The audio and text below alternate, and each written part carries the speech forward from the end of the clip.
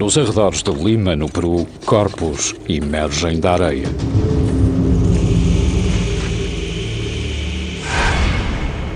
Os seus ferimentos são horríveis. Esta pessoa sofreu uma morte muito violenta. Estes esqueletos poderão revolucionar as nossas ideias acerca de um dos acontecimentos mais importantes da história mundial. A conquista dos Incas por parte dos espanhóis. Durante 500 anos baseámos-nos em crónicas escritas por conquistadores espanhóis para perceber o que aconteceu. Essas crónicas contam-nos como em 1532 Francisco Pizarro chegou às fronteiras do Império Inca com menos de 200 homens. Desde então, os historiadores têm tido dúvidas sobre o que aconteceu a seguir. À medida que os mensageiros incas espalhavam por todo o Império as notícias da pequena invasão, por que não se mobilizaram os enormes exércitos incas? Como foi possível que um punhado de aventureiros espanhóis tivesse deixado prostrada a maior civilização indígena da América do Sul? Terá sido devido à imensa superioridade das armas espanholas? Terá sido das doenças europeias contra as quais os incas não tinham qualquer resistência? Ou terá sido algo mais? Estes esqueletos poderão conter as respostas. Pela primeira vez, a ciência pode abrir uma janela para o que realmente aconteceu durante a conquista do Peru. As descobertas são surpreendentes. Este parece ser o primeiro ferimento de arma de fogo do Novo Mundo. Uma história da conquista nunca antes revelada. Uma história de alianças secretas e traição. Um grande encobrimento que ocorreu no século XVI. A história da grande rebelião Inca.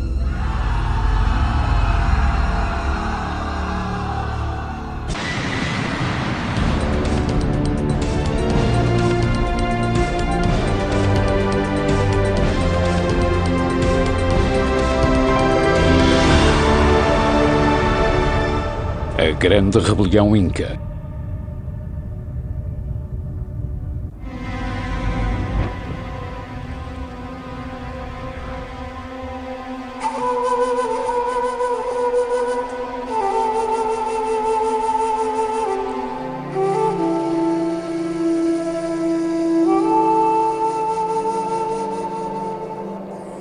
Durante 3 milénios, as montanhas e zonas costeiras do Peru foram ocupadas pelas civilizações mais avançadas da América do Sul.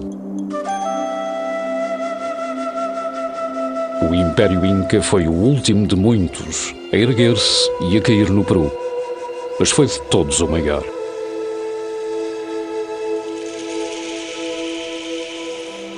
Os Incas eram os romanos do Novo Mundo. Engenheiros e construtores sem igual, eles criaram Machu Picchu, o mais sofisticado sistema de estradas das Américas, e inúmeras obras-primas em ouro.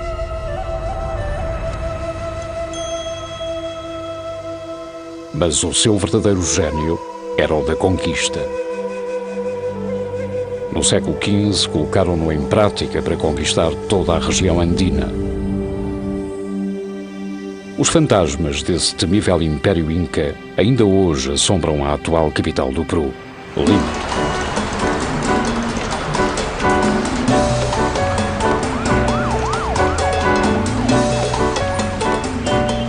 A Lima do século XXI é hoje uma cidade com 9 milhões de habitantes, que fervilha de vida. Mas por baixo dos seus bairros de lata em expansão, encontram-se camadas e camadas de restos mortais dos antepassados peruanos.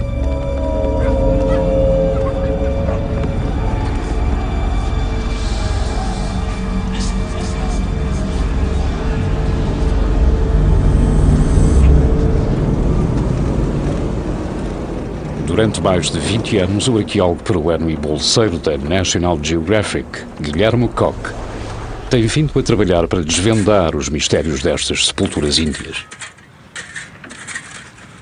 Ninguém sabe mais sobre os antigos locais de enterro de Lima. Límpialo con la brocha nomás, eso es lo que hay que limpiar con la brocha. Con la escobilla, con esa.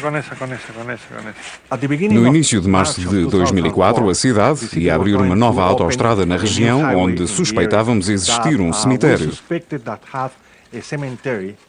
E nós decidimos abrir uma vala para verificar se era ou não um cemitério. O sítio que Guilhermo estava a investigar era uma encosta aparentemente desinteressante num subúrbio de Lima chamado Puruchuco. Pôs mãos à obra com a sua colega de longa data, a arqueóloga Helena Goicoechea. Olá, Willy. Hola, Helena, como estás? As suas escavações não tardaram a produzir resultados.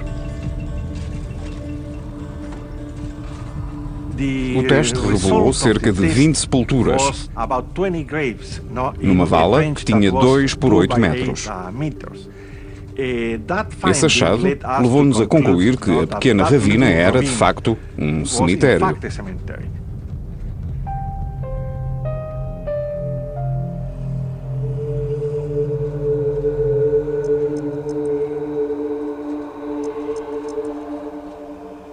Ao início, o cemitério de Puruchuco parecia muito semelhante a outros que Willy e Helena tinham escavado. Os corpos estavam enterrados em intervalos regulares numa posição sentada e agachada, voltados para o sol nascente. Este é o padrão clássico dos enterros incas.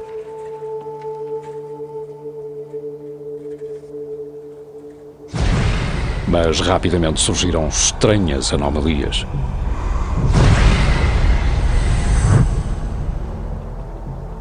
Pouco depois de termos iniciado as escavações, reparámos que havia vários indivíduos que não se enquadravam no padrão, aquilo a que chamamos de padrão de enterro.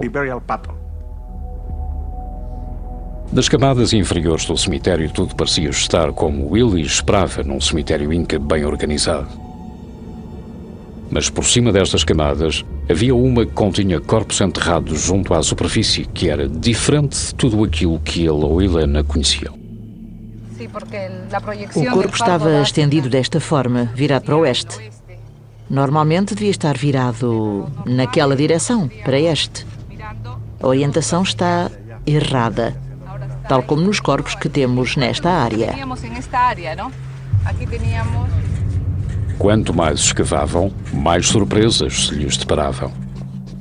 Por cima dos cadáveres do cemitério tradicional inca, os corpos tinham sido dispostos de forma caótica.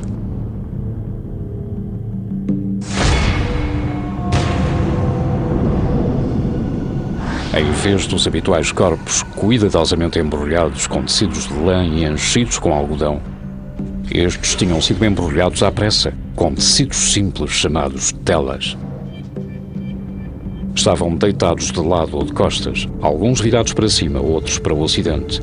Nenhum deles estava sentado e virado para este, segundo a tradição inca.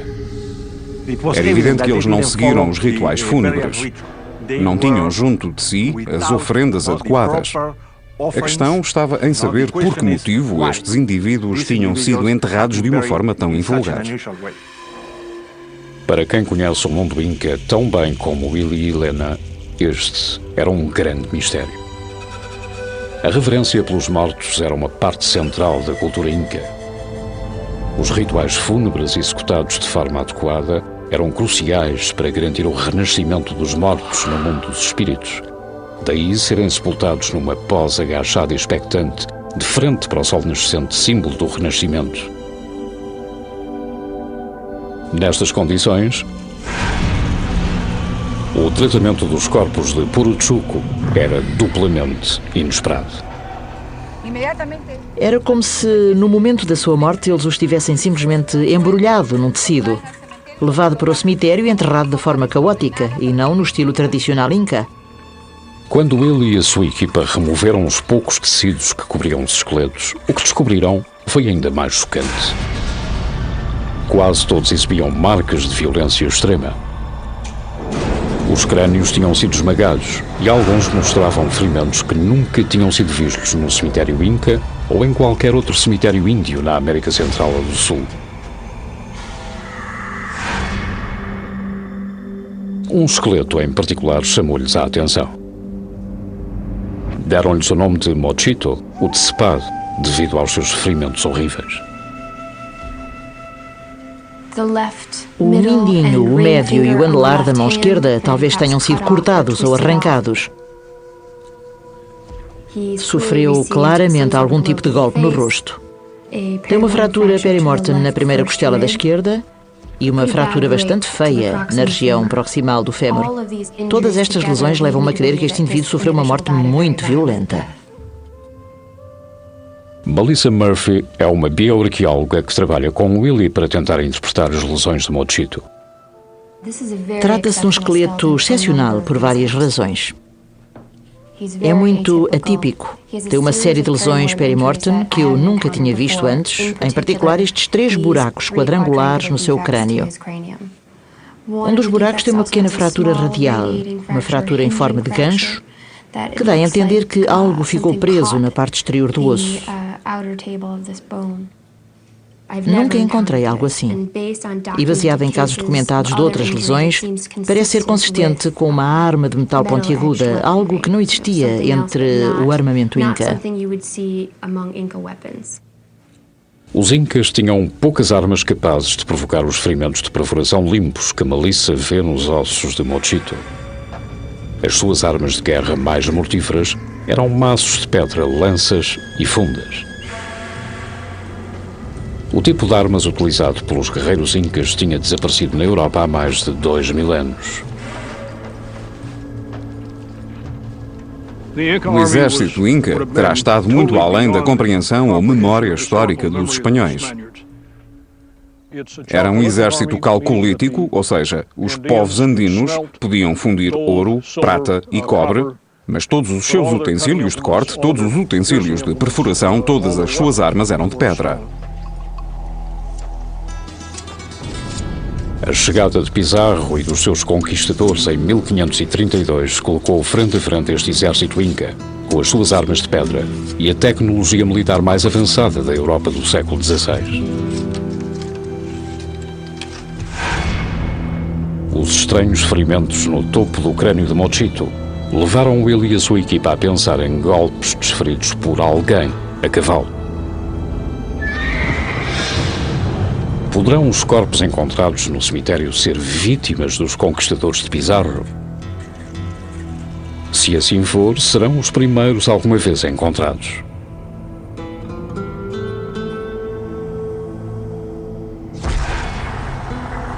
Um traumatismo num outro crânio parecia provar a ligação aos conquistadores de uma forma ainda mais dramática.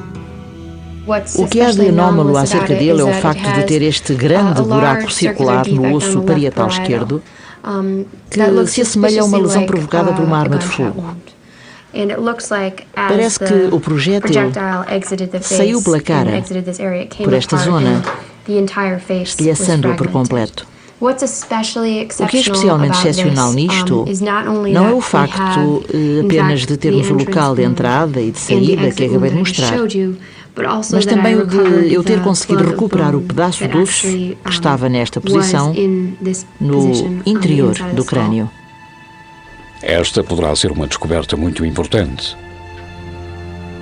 Seria o primeiro ferimento provocado por uma arma de fogo encontrado no Novo Mundo.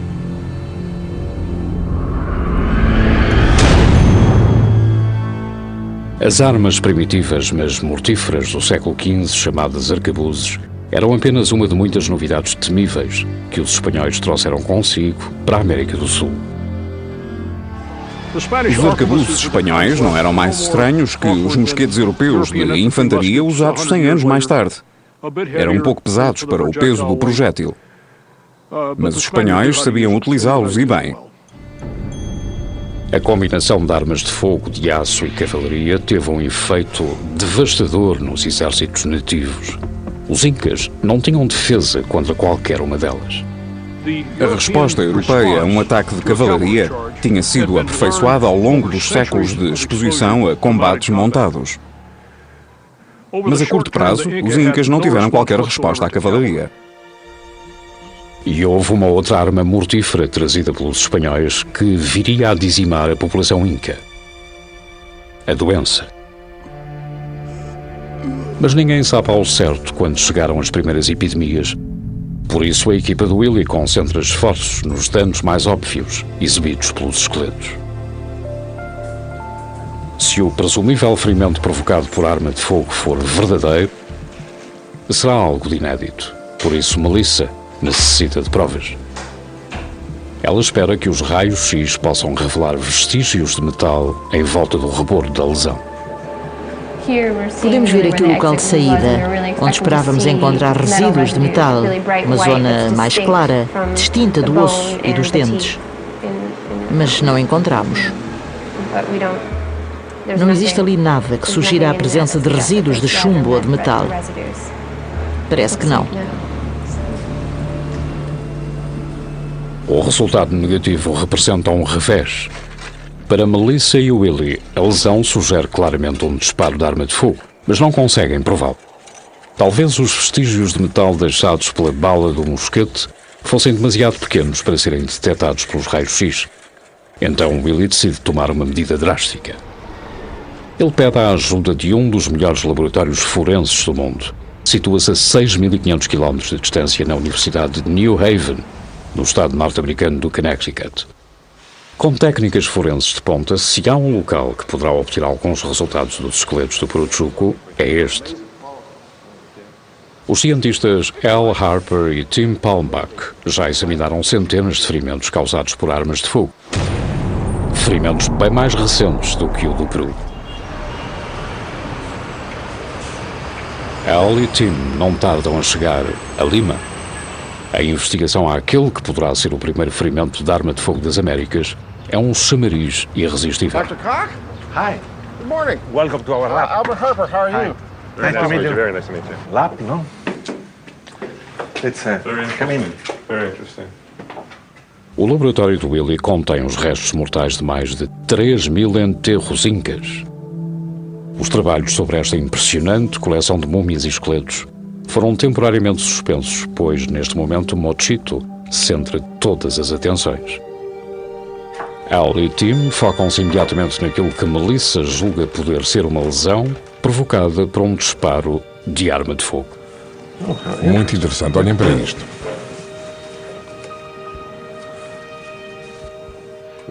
É quase como se houvesse duas entradas separadas. Sim, quase parece haver uma linha trajetória com 30, 45 graus, talvez. Foi atingido com um ângulo não muito longe deste. Se pensarmos em termos de energia, este teria de ser suficiente para abrir um buraco no crânio.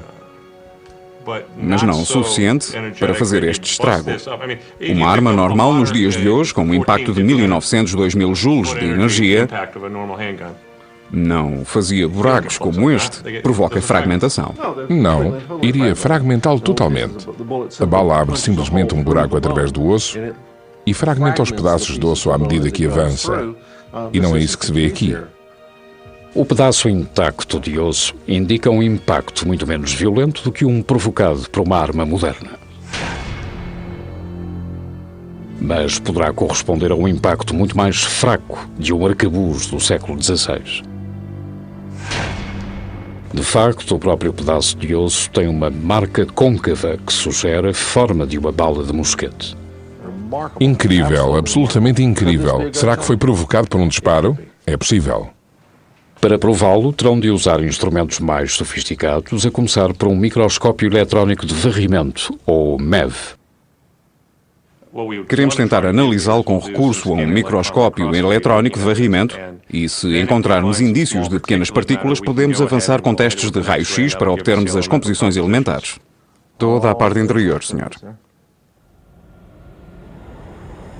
Os resultados ficam muito além das suas expectativas. O rebordo do buraco no crânio e toda a superfície do pedaço de osso estão impregnados com fragmentos de ferro, um metal usado por vezes para as balas dos mosquetes espanhóis. Os exames normais de raio-x não conseguiram ver estas partículas de ferro, porque, tal como vimos através do MEV, trata-se de partículas muito pequenas que estavam escondidas nas pequenas fissuras e fraturas do osso. Agora, Tim e Al têm uma imagem do que terá acontecido.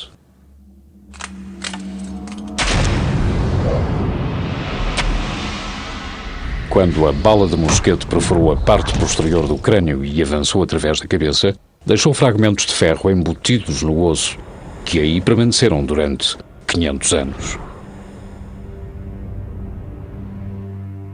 Para ser sincero, quando fomos confrontados com a possibilidade de existir um ferimento com 500 anos causado por arma de fogo, ficámos céticos. E tal como qualquer cientista faria, procurámos refutar essas alegações. Mas não existe nada que tenhamos encontrado ou analisado que seja inconsistente com uma ferida provocada dessa forma.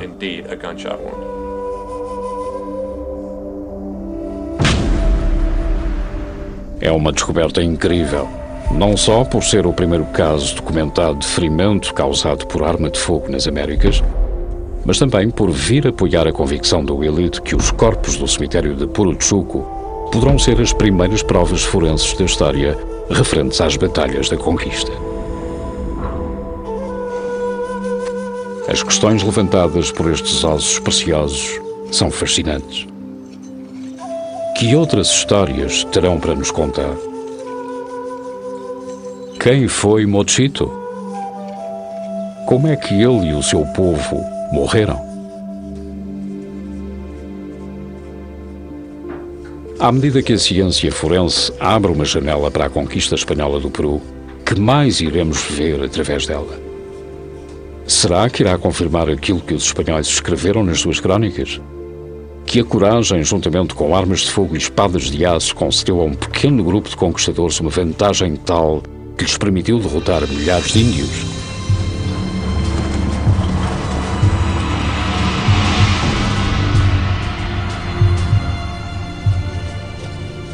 As crónicas espanholas da conquista menosprezam um facto crucial.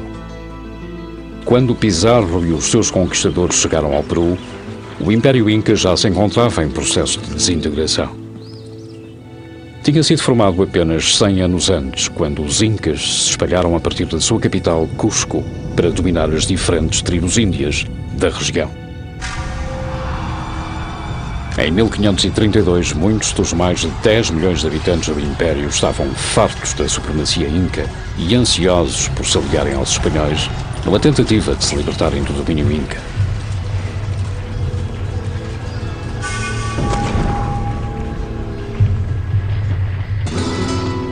Para os recém-chegados espanhóis, este era um grande golpe de sorte. Mesmo com os seus grandes avanços tecnológicos, dificilmente seriam uma força de combate invencível. É um erro pensar nos conquistadores como soldados. Não eram no sentido espanhol e contemporâneo do termo, muito menos no sentido americano. Eram aventureiros. Eram absolutamente impiedosos, mas não eram soldados. Muitos dos conquistadores eram analfabetos, incluindo o próprio Francisco Pizarro. Antigos criadores de gado na Espanha rural, muitos deles eram homens da ação e não de letras. A tarefa de contar a história da conquista coube em grande medida aos escribas e cronistas.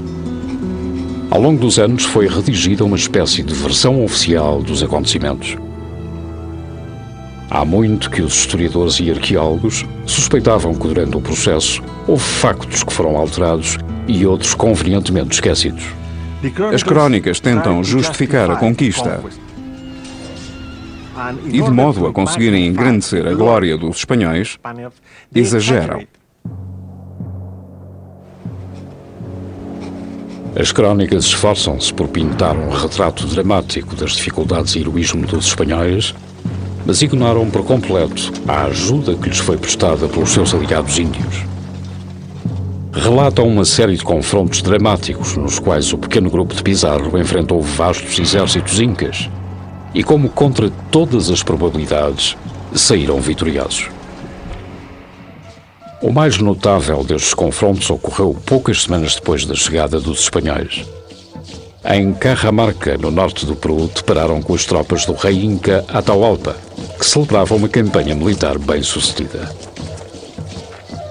Os Incas não estavam preparados para combater. Os espanhóis apanharam-nos de surpresa e massacraram-nos.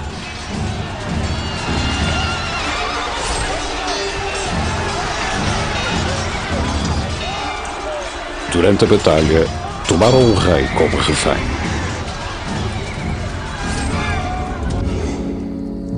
Pizarro exigiu um enorme resgate em ouro por Atahualpa.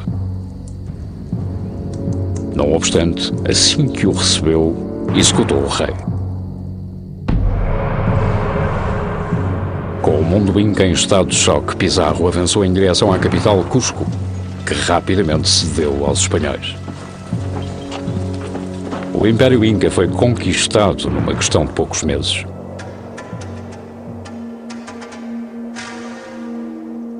Foram necessários 4 anos para que se formasse uma resistência armada inca. Em 1536, os exércitos incas mobilizaram-se e atacaram os conquistadores em Cusco e na recém-criada cidade espanhola de Lima.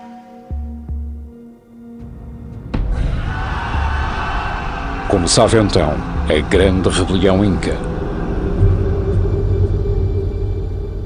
Segundo as crónicas, a 10 de agosto de 1536, Francisco Pizarro encontrava-se em Lima. Foi com horror que viu um vasto exército índio a avançar através da planície costeira. Deus nos salve da fúria dos índios. Foi tudo o que conseguiu dizer. Terá sido durante o cerco a Lima que se seguiu que Mochito e o seu povo perderam as suas vidas.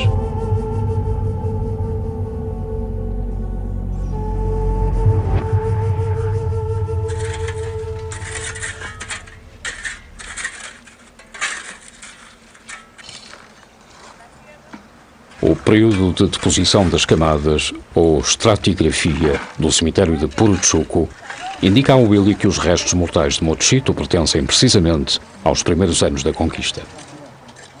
O único evento que poderia explicar os ferimentos e a posição estratigráfica dos corpos é o cerco de Lima. Em agosto de 1536, a cidade de Lima tinha apenas 18 meses de idade. As suas poucas casas de adô estavam organizadas num sistema em grelha em torno de uma praça central. De acordo com as crónicas, no dia da batalha, um vasto exército liderado pelo grande general inca Quiso Yupanqui avançou sobre Lima. Um exército estimado em dezenas de milhares de homens. Quiso era transportado numa padiola e estava rodeado pelos seus capitães. Pizarro tinha apenas poucas centenas de homens. Com a vantagem do lado adversário, ele decidiu arriscar tudo numa desesperada carga de cavalaria. Os espanhóis tentavam sempre matar primeiro os líderes, pois sabiam que dessa forma deitavam por terra a moral do inimigo. Posto isto, a cavalaria avançou sobre os soldados incas em direção a Quiso e aos seus capitães. Perante a carga espanhola, os capitães recuaram, expondo o seu líder, que foi morto num instante. O exército inca retirou-se em rebuliço. Na história narrada pelas crónicas, um punhado de espanhóis derrota uma vez mais e de forma heroica um enorme exército inca. Lima é salva.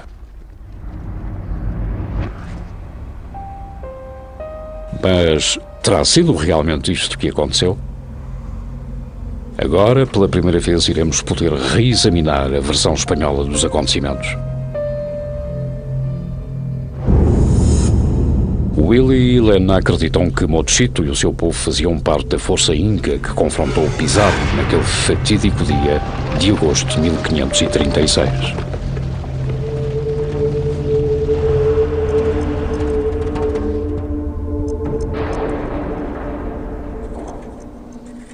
A descoberta deste indivíduo é muito importante, porque podemos confrontar as descrições existentes nos documentos europeus com provas materiais com a realidade. Uma espécie de investigação forense com o objetivo de provar ou contrariar essas crónicas. De todos os corpos encontrados em Puruchuco, o de Mochito destaca-se.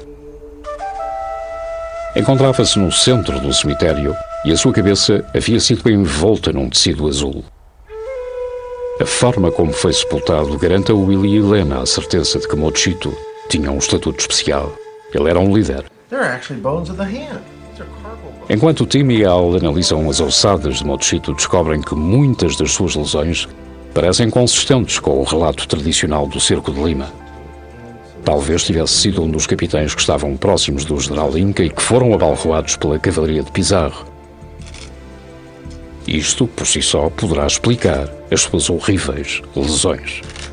A mandíbula foi fraturada com uma força incrível.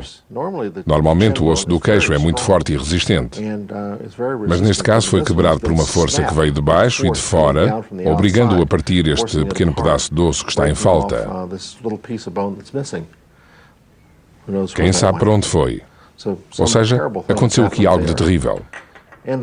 Mas além disso, ao examinar as vértebras, descobrimos que todas as vértebras torácicas estão intactas. Ao olharmos para as costelas, parte da primeira costela está partida e vêem-se ainda danos adicionais no lado interior do externo, onde está partido não em um, mas em três sítios diferentes. Foi aplicada uma quantidade de força incrível sobre o corpo desta pessoa. Algo muito grande e pesado, talvez uma grande rocha ou mesmo um cavalo. Seria de esperar a existência de marcas provocadas por objetos afiados no crânio e sinais de esmagamento no torso, no caso de alguém que foi morto num ataque de cavalaria. Mas quando Al e Tim examinaram os restos mortais das pessoas que morreram com Mochito, estes pareciam contar uma história muito diferente. É muito invulgar ver este tipo de padrão. Muitos deles têm traumatismos causados por força bruta, com crânios partidos e completamente abertos. Têm o osso occipital partido, lesões no rosto e nas órbitas, grande parte delas no lado esquerdo, como se o golpe tivesse vindo da direita. Enquanto alguns dos ferimentos mortais parecem ter sido infligidos pelo aço dos espanhóis, a grande maioria aponta para um tipo de arma muito diferente. É um objeto com aproximadamente 2 a 3 centímetros de diâmetro que destruiu a arcada zigomática esquerda, partiu a cara, a parte de trás do crânio, o osso occipital, tudo de uma só vez. O que quer que tenha acontecido a esta pessoa provocou-lhe uma morte extremamente violenta. E os crânios despedaçados contêm uma outra surpresa chocante. Um pequeno osso situado por baixo do ouvido indica que alguns deles pertencem a mulheres. 2 ou 3 parecem ser do sexo feminino, dá para ver isso através das apófises mastoides, que também mostram sinais de danos. Será esta a prova de que as mulheres combateram lado a lado com Mochito e os seus homens?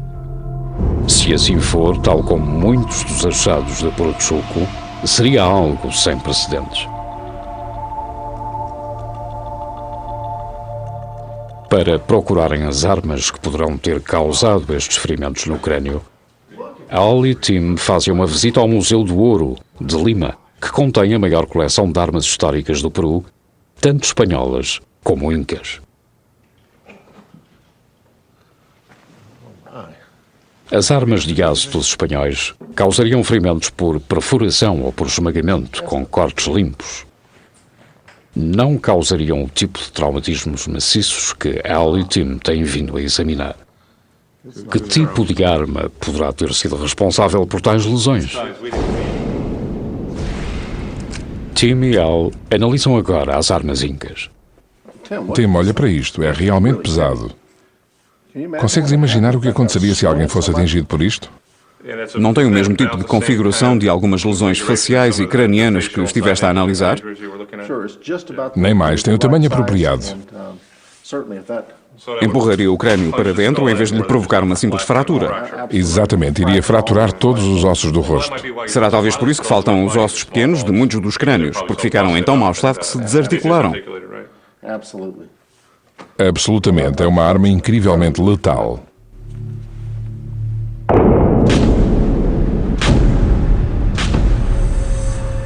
A possibilidade dos índios encontrados no cemitério de Puruchuco terem sido mortos por maços de pedra aponta para uma conclusão surpreendente.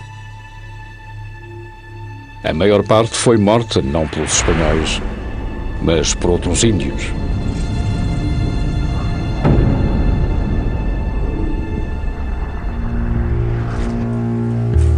Dos 70 indivíduos enterrados no cemitério de Puruchuco, apenas 3 mostram sinais claros de terem sido mortos por armas espanholas. E isto contradiz diretamente o relato existente nas crónicas. Assim sendo, o que aconteceu realmente durante o Cerco de Lima? Willy sabe que para solucionar este mistério precisa da colaboração vinda de outras disciplinas. Não só de cientistas forenses, mas também de historiadores. Durante 500 anos contaram-nos que um punhado de espanhóis, com as suas espadas e cavalos, conseguiram conquistar um império inteiro.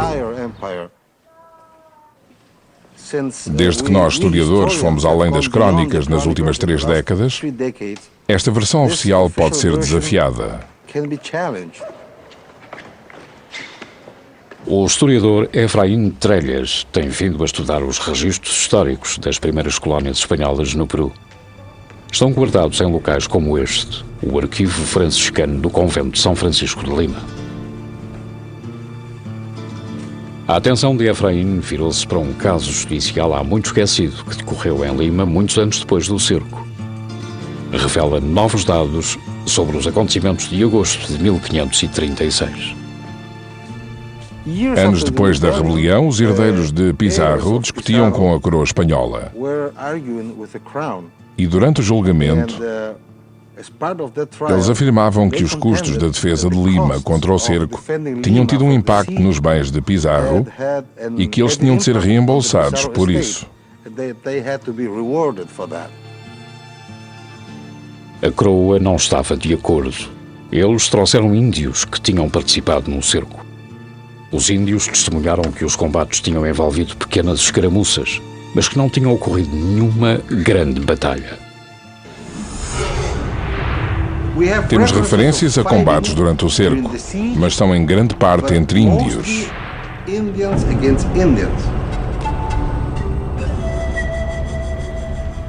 As testemunhas afirmavam ainda que o exército inca era composto por milhares e não por dezenas de milhares de homens.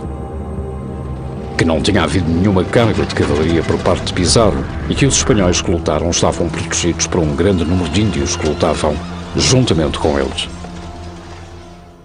Isto leva-me a concluir e a acreditar que o grande cerco terá acontecido de forma muito diferente àquela que nos foi contada.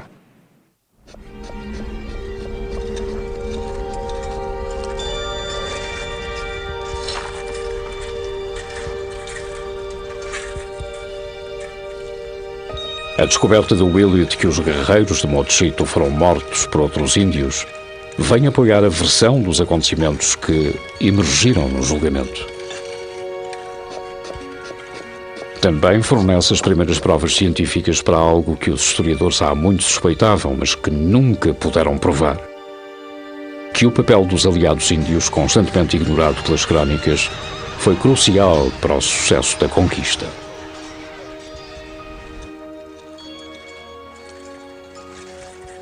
Torna-se bastante claro, quando olhamos para a forma como a conquista se deu, que os aliados de Pizarro foram muito importantes para a sua vitória final. Não apenas em termos militares, mas em apoio logístico, onde se revelaram extremamente importantes. É claro que o seu papel na conquista tem sido minimizado.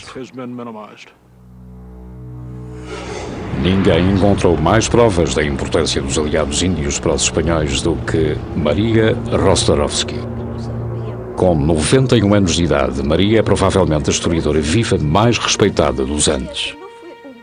Os espanhóis foram muito apoiados pelos seus aliados índios. Este facto, que foi omitido pelas crónicas, altera por completo a nossa visão da conquista. Sem ele, a história é absurda. Maria descobriu documentos que revelam a verdadeira história do Cerco de Lima. Encontrados nos arquivos das Índias, em Sevilha, Espanha, Eles mostram que a sobrevivência de Pizarro em Lima dependeu não do seu talento militar, mas de uma aliança com uma poderosa tribo na província montanhosa de Huaylas. Quando Francisco Pizarro chegou ao Peru, era um homem solteiro com 54 anos de idade. Desejosa de criar uma aliança com ele, a nobreza de Huaylas ofereceu-lhe uma jovem mulher para esposa. Chamava-se Quispe Sisa e tornou-se na concubina de Pizarro depois de ter sido batizada. É curioso que os espanhóis tivessem relações que criam com as mulheres andinas, mas só depois destas serem batizadas. A jovem concubina de Pizarro, Quispe Sisa, estava com ele em Lima quando os exércitos índios atacaram a cidade, em agosto de 1536. Ela esteve no centro do que realmente aconteceu no cerco de Lima. Quando o pequeno exército inca se aproximou da cidade, Pizarro ordenou realmente um ataque de cavalaria para o rechaçar. Perseguiram os guerreiros incas até um leito seco de um rio no exterior da cidade, onde os cavalos espanhóis começaram a partir os seus tornozelos nas enormes pedras. Ao não conseguirem alcançar os seus intentos, a cavalaria retirou-se. Pouco depois, o exército inca avançou uma vez mais sobre a cidade. O exército inca estava a entrar nas ruas de Lima quando subitamente se retirou. E os espanhóis disseram: mas que estúpidos, foram-se embora quando estavam à nossa porta. Que foi que aconteceu? Eu descobri no Arquivo das Índias um documento que diz que a jovem concubina de Pizarro enviou estafetas com mensagens para a sua mãe, em Huaylas, a pedir-lhe ajuda. Ela pediu-lhe um exército e a mãe fez-lhe a vontade. A mãe de Quispe Sisa era uma chefe por direito próprio. Assim que recebeu a notícia de que a sua filha se encontrava cercada em Lima, ela enviou um enorme exército para auxiliar a cidade. Lima não foi salva por conquistadores heroicos, mas pela chegada do exército enviado pela mãe da jovem concubina de Pizarro. Quando os índios de Huaylas desceram em direção a Lima, o exército inca viu-se subitamente numa situação desesperada. A balança passou a pender para o lado dos espanhóis e o exército inca retirou-se desordenadamente. Foram perseguidos por alguns espanhóis, acompanhados e protegidos por largos grupos de guerreiros vindos de Huaylas. Os combates do cerco de Lima decorreram em pequenas escaramuças, em volta da cidade. Foi provavelmente numa dessas escaramuças que Mochito e os seus guerreiros foram mortos às mãos dos espanhóis e dos seus aliados índios.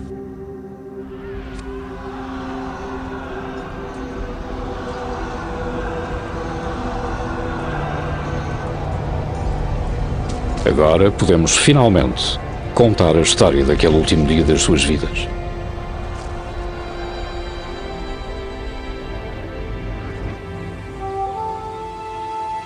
Não sabemos o verdadeiro nome de Mochito, mas pela forma como foi sepultado, sabemos que foi um líder e que era jovem.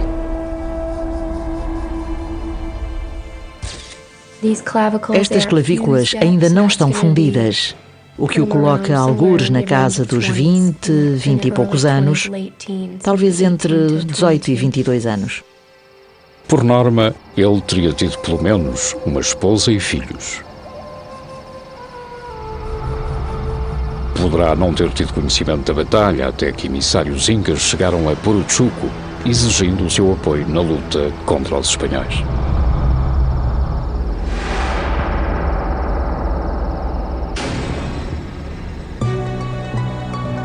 Na manhã do ataque, ele terá partido de Puruchuco para percorrer os 8 quilómetros até ao novo povoado espanhol, em Lima.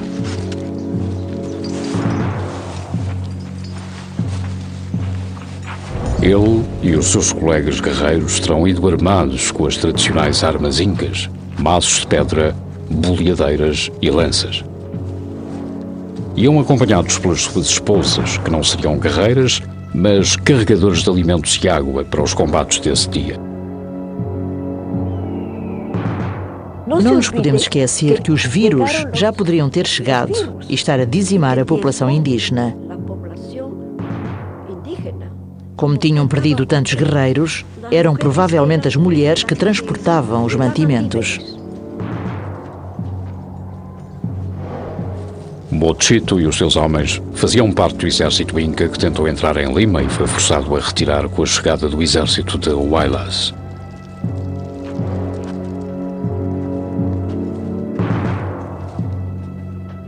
Um cenário provável é o de que, quando tentaram regressar a Puruchuco, foram perseguidos por um pequeno grupo de espanhóis com os seus aliados índios.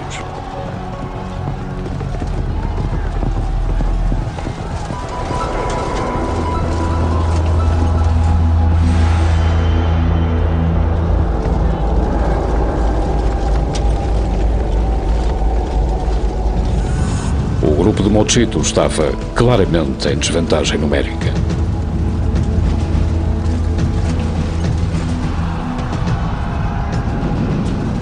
As suas mortes chegaram com uma brutalidade extrema.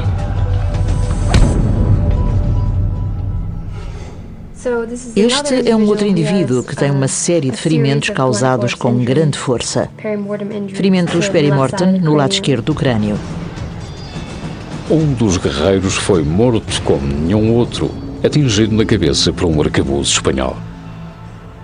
A primeira vítima de disparo de arma de fogo documentada no Novo Mundo. É bastante claro que tudo o que analisamos é consistente com o ferimento provocado por um tiro. Ninguém terá sido poupado ao massacre, nem mesmo as mulheres.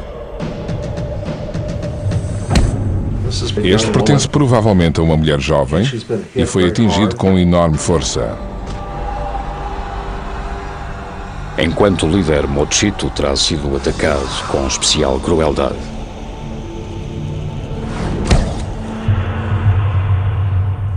A sua cara desapareceu e não foram recuperados fragmentos faciais. Os ossos dos seus membros e torsos foram esmagados por golpes de maços e provavelmente pelos cascos de um cavalo espanhol. Os danos vão até à primeira costela, que também está partida. Se ainda não tivesse sucumbido, os 3 buracos infligidos na sua cabeça tê-lo-ão certamente matado.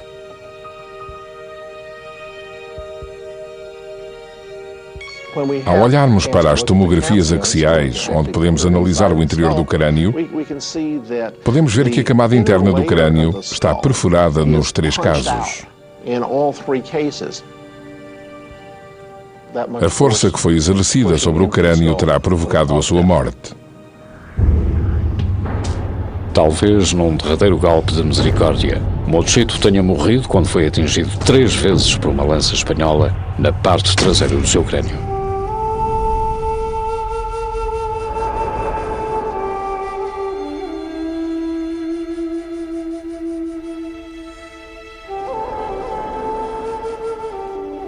Algum tempo depois, os habitantes de Puruchuco vieram para recolher os seus mortos.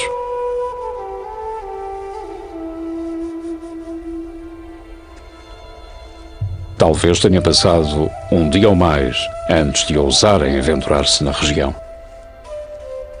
Os corpos já revelavam sinais de rigor mortis, e isto poderá explicar as posições invulgares nas suas campas. Com o inimigo ainda na zona, não havia tempo para os habituais rituais fúnebres.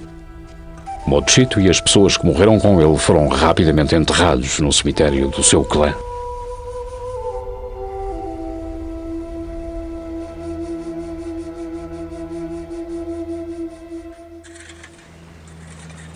A partir dos seus restos mortais, o trabalho de arqueólogos, cientistas e historiadores desvendou uma verdade há muito escondida.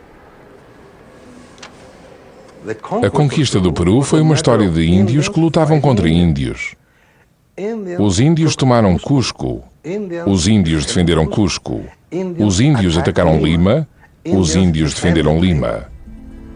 Agora temos provas sólidas. Por que motivo esta participação maciça de exércitos índios na conquista espanhola do Peru foi excluída das crónicas? É simples, os espanhóis estavam em dívida com os seus aliados, não querendo recordar-se das suas dívidas. Para obter o seu apoio, os conquistadores prometeram aos seus aliados índios a independência e a influência que lhes tinha sido negada pelos incas. Depois da conquista, as promessas foram todas convenientemente esquecidas. Houve um interesse político em apagar dos registros históricos todos os elementos indígenas que ajudaram Pizarro.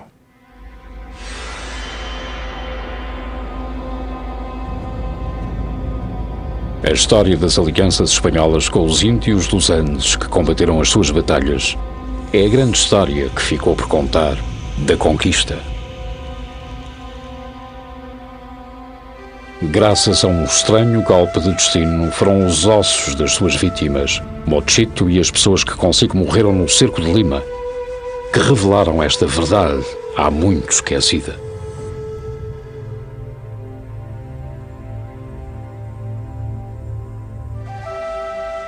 Versão portuguesa via satélite.